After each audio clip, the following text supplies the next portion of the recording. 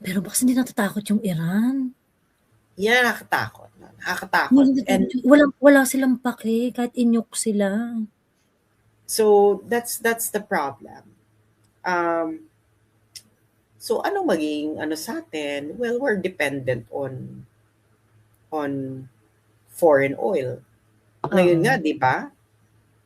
Girl, kakausapin na nila ang Russia ng Department of Energy. Putang ina ninyo, dapat dati niyo pa kinausap. 'Di ba? In the future, pag humaba yung ano, yung Middle East war na yan, gawing refueling station or launch pad or whatever, ganyan-ganyan. They need the support of the they need to change the public opinion. And the fastest way to get on the good side of the Filipino public is if you're going to align. We don't even know how the deal is going to work. Hmm. So, At gaano siya kabilis ito. So, 'di ba, kakausapin nila Indonesia and then Russia. Ako naman, girl, kakausapin mo Indonesia and Russia. So, ibig sabihin hindi mo ba ito nakakausap before? ibig sabihin, supposedly dapat kung kinausap nila Russia ng matino nung 2022, this is just Hindi a na matter of Russia, them eh, 'di ba? Indonesia. Oo. It's just a matter of tapping them eh, 'di ba? Kasi parang, oh, ito na yung Girl, pinaghahandaan nating kapitbahay, contingency, 'di ba? kapitbahay mo lang yung Indonesia, oh. Mm. Pareho pa kayo sa ASEAN. True. Kinausap.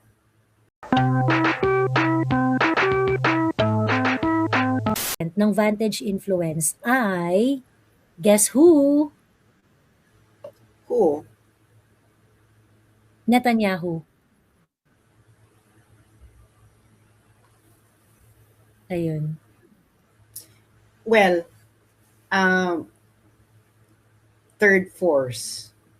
I don't think that Vantage know how Philippine politics work. Hmm. You can only have a third force if that third force actually ano tayo eh, balwal-balwarte. Mm. Hindi to katulad ng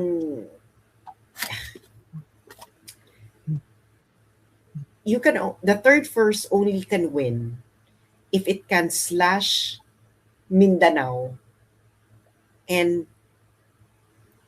Mindanao, Visayas, and Luzon. Mm. Who? It's too late. Mm. Unless Mandaya. Mm. O Yun ang third force. 2016, Digong was a third force. Kasi una-una, maganda yung pasok ni Digong. Una-una, walang taga Mindanao. Mm.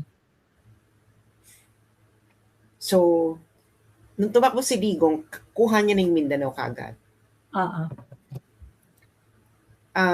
And then, magbi-build up na lang siya. No? So, punta yung Bisaya and then kuha ng Luzon.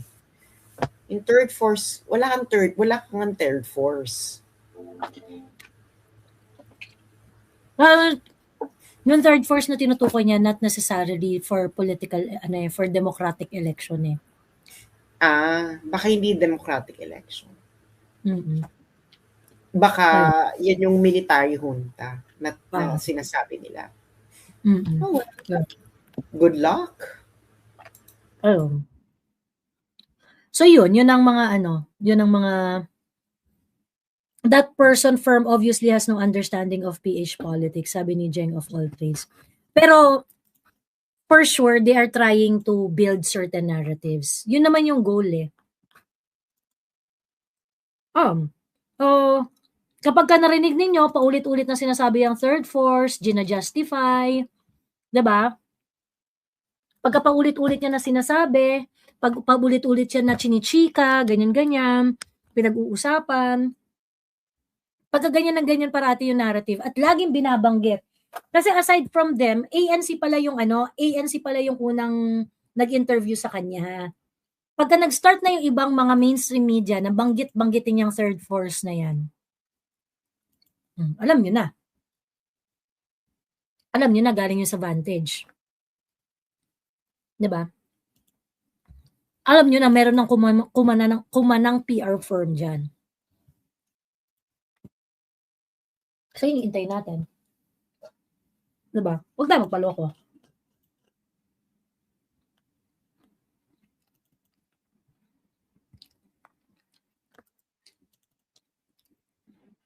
Not glorifying acts of World War III. But now I understand bakit nagalit ang mga Germans sa mga Jews that led to their move to persecute.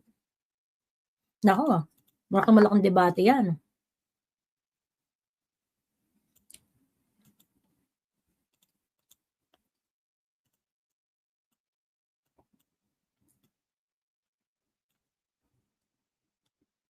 Malaking debate yan. Ayun. Anyway, oy, umakyat na kayo. Makipagtsikahan na kayo. Sa mga gustong tsumika. Sino ang third force? Si Martin na ipipilit nilang maging prime minister. Hahanap at hahanap butas yan na iupo si Martin for sure. Ay, teka lang, meron pala akong chika tungkol dyan. Meron pala akong chika tungkol dyan. Ayan. Teka, sabi ni Adrian, yap, narrative framing ang umpisa sa mga PR and crisis management firms ng West. Sa Pinas kasi, bardagulan agad, walang subtlety.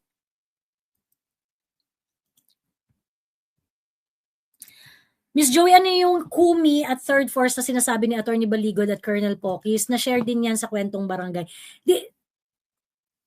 Nakwento ko na yung, hindi kayo nanood ng live ko nung isang araw, nakwento ko na yan. Yung bago pa mag-post sila, General Pokis. Kasi ang chismis sa kaparangan, ayun nga, may mga grupo talaga na gusto na tanggalin na si BBM. Pero, they do not exactly like Inday Sara to take over. So, ngayon, ang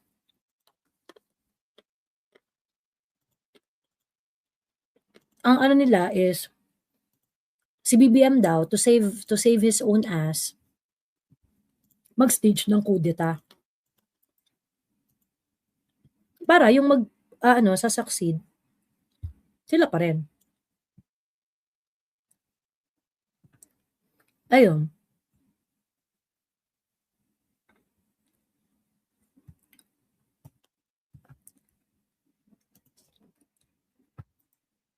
Media daw si Joey De Guzman nasabi ng 18 Marines kung hindi mali ang dinig ko. Oo, nasabi na nila yan sa 18 Marines. Ayan. Anyway, balik lang tayo dito kasi eto na nga, naglalabasan na nga yung mga kembot ng mga pink pages to. Diyos ko, kakaloka. Mga pink pages to, ayan, pakinggan nyo muna ako. Sabi, prangkahan tayo. If the choice ever comes down to Sara Duterte and Martin Romualdez, the latter is clearly the more qualified option. Lenny Page to Lenny Page to. At itong page na to, meron tong 166,000 followers. Oh, malaking page siya. Nanaga-based, ayan.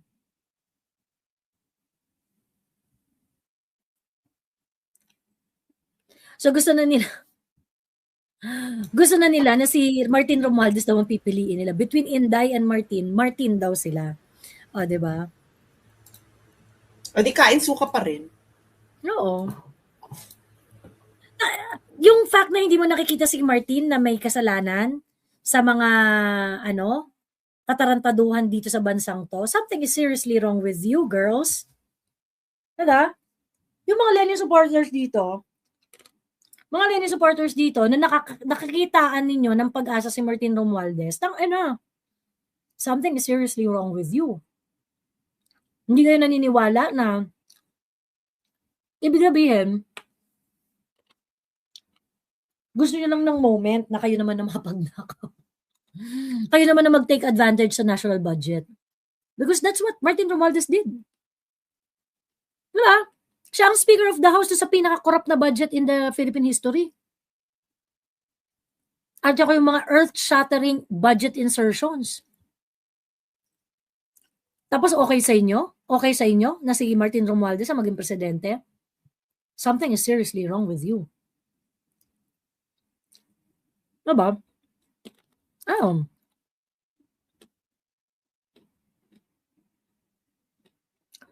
Is that the reason bakit biglang bantay sarado ang Malacanang ng Saturday ng gabi till Sunday morning? Kaya raw siya bantay sarado kasi akala nila merong malaking rally na mangyayari.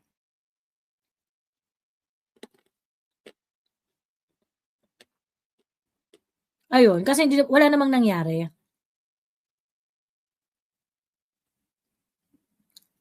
Si Martin Romualdez na hindi na iangat ang district niya, mga dilulo talaga ang mga Lenny Nation.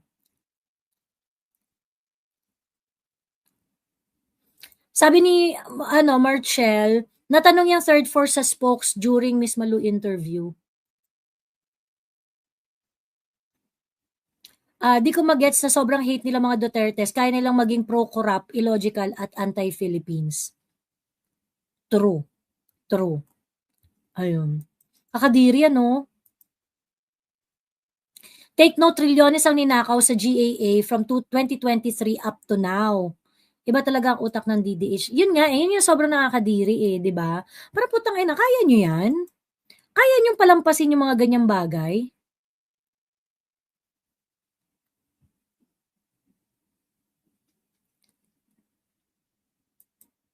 Ay, pumasok na kayo. Pag hindi kayo pumasok, matutulog na tayo. Matutulog na tayo ng bonggam-bongga. Ay, pero pagsalitain muna natin si Sas tungkol dun sa Iran War, sa Middle East War. Ayun. Bago ko magsalita dyan, magbigay muna kayo ng abuloy. Char. Otherwise, hindi ako magsasalita. Magbigay muna kayo ng abuloy kay Sas para magsalita na siya dun sa Iran War. Middle East muna kayo ng abuloy. Parang si Iloy, no? Si Iloy. Pag hindi nagbigay ng abuloy, ha? Bilis na, game na. Bigyan na ng abuloy si Sas. Sino pong patay? Ako, di ba? Ano lang po ako? This is the ghost of Sas Roganto Sasot, also known as Sasper. So, anong pag-uusapan natin sa Ayun, ano sa tingin mo yung nangyayaring gulo sa Middle East? How long do you think it will last? What's gonna happen to the Philippines? And I think it will take some time. I don't know how long, but it will take some time. Definitely not according to the time frame of Donald Trump. Why? Because you have two countries in the Middle East, Israel and Iran. Pareho sila. They're fighting for the leaders in Iran and Israel think that both of them are coming from a place that they are they think that they're facing an existential threat. Like, for example, Israel, it has always been an insecure state because una-una napapaligiran sila ng they see as hostile forces against them. So you have of course you have the Hamas,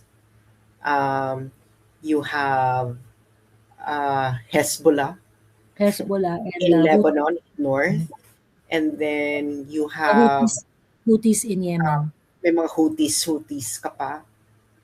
And then Israel, I think the leadership in Israel believe na ang mga nangyayari sa kanila ngayon is all due to Iran. All due to Iran. Kasi nga, there are reports that Iran supports Hezbollah and the Houthis and of course Hamas to some extent. So, kasi Israel has already kind of like resolved in a friendlier terms with other of its neighbors like Jordan, for example. You know, um, so talagang kasi I've been to Israel, no? Iba talaga ang mga Israeli Bex. Mm. Ang mga Israeli talagang fight talaga yan. Oo. You know, lovely people, pero fight talaga yan sila. Kasi yung mga Iranian rin, Bex. Fight din. Iran as well is fight. So, ngayon, so now you have these two countries na fight talaga sila, Bex. Kasi ang Hindi Israel walang talaga, bigayan. ang mga Israeli talaga, girl, pag pinitik mo yan, girl, ang balik sa'yo, sipa. Oo. They fight na, they will make sure na ang Hindi sunod, mamalagan ang sunod mong pitik sa kanila, siguro mga 10 years from now, ganon. Parang, you get out of their way. Dudurugin ka talaga nila, girl. Kaya, kita mo yung nangyari sa, no? Yung nangyari sa Gaza, no? Talagang, girl, they are capable of that kind of monstrosity. At ang balik, kasi ang binalikan nila no, remember, nung yung Hamas they committed nangidnap ng mga Israeli and then they killed some Israeli in such brazen act. Hindi matatanggap ng mga Israeli yung ganun. They are remember, these are the kind of people na still in trauma mode, hindi pa the Holocaust is just very recent in terms of history. Wala pang 100 years and it's still very alive, no? Very alive. So talagang this is going to be a long battle. Mag-uubusan talaga 'yan, no? Mag-uubusan talaga 'yan ng lahi ang Israel and Iran. And Israel all have the motive to really fight Iran. Kasi nga, Israel right now is facing Hezbollah. Okay? And Hezbollah is being financed by Iran. Hezbollah in Lebanon. So now you have Israel fighting a two-front war in the north and then coming from Iran. So you know, an animal, when you corner an animal, girl, you will be magwawala talaga yan. Magwawala talaga yan. No? It goes with everyone. So na corner talaga siya. Corner siya, you know. It's Israel is fighting for its existence. That's how the leadership views it. Whether we like it or not, that's how they view it. And in terms of Iran also views it that way, that they are fighting for their existence, especially that the United States has been brought into the picture. Kasi kung Israel lang to, no, I think Iran would hindi to gaganito lalala if the United States didn't join. Oy, thank you so much. May nagpadala po. Mag-thank you ka muna. Salamat sa mga nagpadala ng abuloy. Thank you so much. Ayan. Thank you, Team Freeman. Thank you, Team Friedman. Chanel Byrne 5893. Ayan. So ngayon, so now you have these two really fight countries. The greatest mistake of the United States, it joined the war. Okay, it joined the war. Kasi, you know, si Uncle kasi the United States, you know, if Donald Trump is smart, no, he He could have won a Nobel Peace Prize over this if he actually facilitated peace. The peace. Pero he joined it. He joined it, no? He joined it. Ngayon, dahil nag-join ng US, join din ng Russia. Kasi between Russia and China, Russia has the more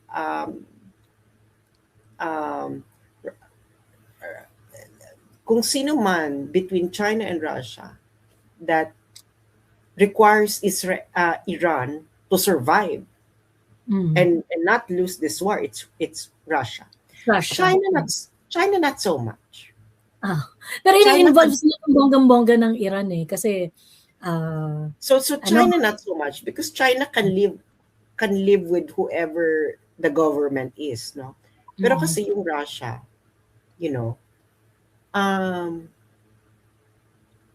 Russia kasi needs Iran. Kasi the new center of gravity of economy in the 21st century and the centuries to come is Asia. If you're not logistically connected to Asia by land, by sea, dalawa yan, by land and by sea, wala ka be in the 21st century, in the centuries to come. Wala ka. So what is the importance of Iran for Russia?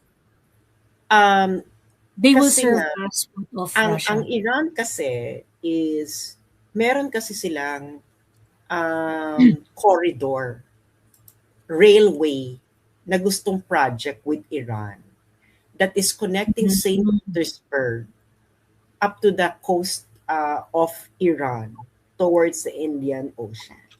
And that actually connects Russia to the Indian Ocean. Remember, walang warm water port access ang Russia except now the Black Sea, no? The Black Sea, which they already succeeded with Crimea and their military operations in Ukraine. So that is now their link to India. Kasi you need that Kasi meron na silang link to China. And you also need a link to India. Because India and China will define the Asian, they will be the twin pillars of the Asian economy. In centuries to come. So mas may stake ang Russia for Iran. Mas may stake ang Russia kasi nga Russia needs to be connected to the Indian Ocean. Kasi that is their fastest route to India. Through Iran. And the foreign minister of Iran early on, sinabi na nila na we have strategic partnership with Russia. Yes. Dinisclose nila agad. Hindi talagang, so ngayon, nung nakisali ang US, active na rin ang Russia. Kaya ano to, girl? Ano to talaga? Kakaiba to, kaya matagal to. Kasi, you think it's gonna be parang as long, it's gonna drag on like Russia and Ukraine or even longer? Ang nakakatakot kasi dito, if someone got impatient with how long this is gonna take and might use nukes.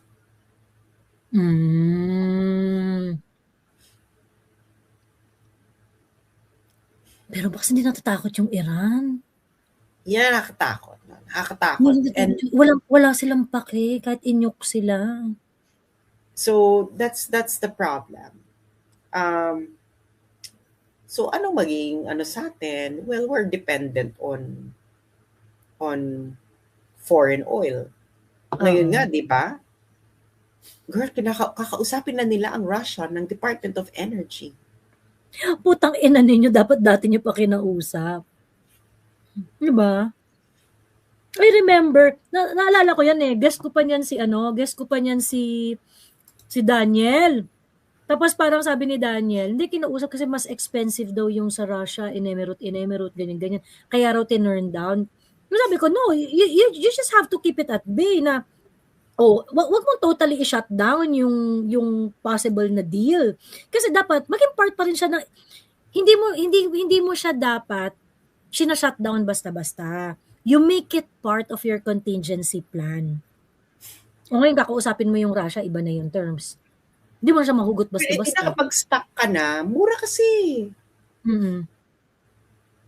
Actually, nung panahon na yun, napakamura. Kasi kailangan nila ng customer eh. Correct! Diba? Kasi at that time, hindi na bumibili yung ano eh. Diba, ang sinusuplayan nila that time, Europe. Diba, in-embargo siya ng mga European countries. Desperate si Russia maghanap ng kliyente.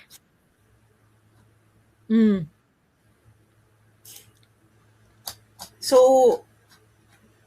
ngayon, ang dami nang bibili sa Russia. So, I think the price, I don't know what's gonna happen. Kasi, ano ba naman itong foreign policy na ito? Diyos ko Lord. Hindi long term mag-isip. When you're doing foreign policy, you have to think long term. And yung always take into consideration contingency. Diba? Yeah, always look into the future, no? Ano bang nasa bang bansa ko in the future, ganyan. So, that's human nature. A lot of people only think in terms of short term. So, ngayon, ang Pilipinas, nakikita mo na nagkakaroon ng belt tightening, no? And I think it will continue. It will continue. Itong sa Russia, we don't even know how the deal is going to work. So, at gaano siya kabilis ito. So, di ba, kakausapin nila Indonesia and then Russia. Ako naman, girl, kakausapin mo Indonesia and Russia. So, ibig sabihin, hindi mo ba ito nakakausap before? Ibig sabihin, supposedly dapat kung kinausap nila Russia ng matino noong 2022, this is just hindi a matter Russia. of them eh. Indonesia. Diba? Oo. It's just a matter of tapping them eh, di ba? Kasi parang, ito na yung pinaghahandaan natin contingency. Kapitbahay mo lang yung Indonesia, Pareho pa kayo sa ASEAN. True. Kinausap. Oo. So, Ate sa Ate Joey, ramdam na namin mga negosyante ang takot ng masa. Ang baba ng sales namin this week, like grabe. Kaya ayun na nga, eksena, na it's gonna be, Oo. Remember, they've been sanctioned since 1979. This is a decade of preparation. And remember, IQ is on top 5 sa buong mundo. Yung I think Ken Esper is referring to Iran. Ayun. Sabi ni Professor Zhang, pinaghandaan daw ng Iran ito for 20 years. Ni Professor Zhang. Yung ine-execute ngayon ng Iran is something that they already prepared for ng 20 years. Si Professor Zhang. Professor Zhang. Yung Chinese guy na sumikat kasi siya Hindi naman siya professor eh. High school teacher siya. Kaya hindi siya professor. Professor Zhang yung title niya eh. Oo, siya? English teacher. Mm-hmm. So, ano ba itong sabihin ko? Matatalino talaga mga Iranian. They have, magaling sila sa physics and math. Well, Persian civilization has always been good in science and math. So, that's a no-brainer. It's already been part of their civilization for a very long time. And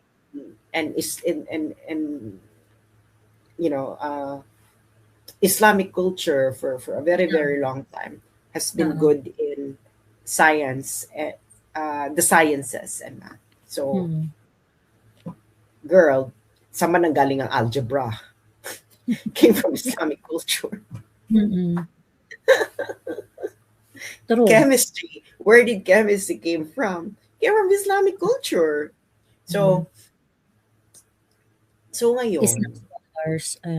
oo, ngayon, yung Pilipinas, ang gulo rin ng foreign policy mo. Tapos inaaway yung pa yung China. So parang, ang gulo-gulo, magulo siya. And there's only one person to blame here. It is the architect of the foreign policy of the Philippines, Bongbong Marcos. True. Ayun. Ano kayang gagawin ni Bongbong if Putin would say, you need our help? Bring my friend to... Sir Dagger, ano tayo? Doon tayo sa totoo. Yung mga state leader, hindi magagawa ng ganyang request.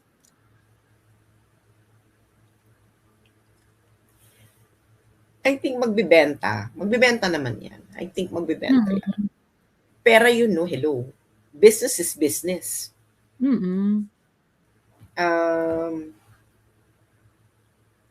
Ang kinakatakot ko lang, bakit hindi pa nagsasalita si Bongbong about whether the EDCA can be used or not for the war in Iran?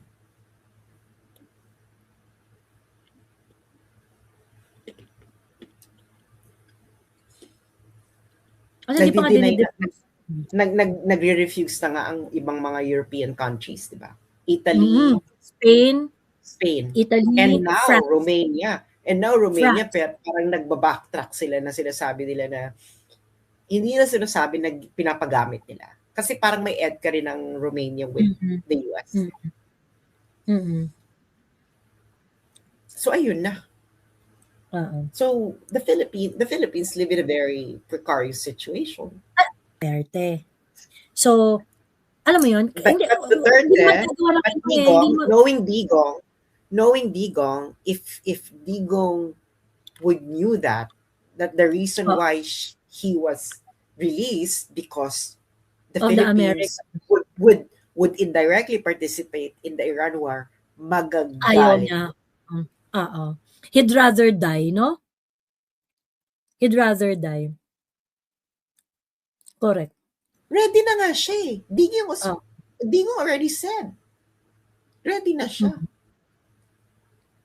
Girl, kung gusto ni Digong na magganon, inutusan niya na yan si Sara o kausapin mo ang Amerika, sabihin mo, palabasin ako tapos mag-align ka na sa kanila. Ganun lang kasimple sabihin ni Digong. If Digong really wants that. But he didn't. Totoo. Inoferan nga daw, di ba, ng asylum ng China. Nag-refuse si Digong. Ng protection or whatever. Nag-refuse. Nung nasa Hong Kong, yan ba yung nasa Hong Kong pa siya? Oo, parang ganyan. Sinabi ni sino ba nagsabi niyan? Si Bello?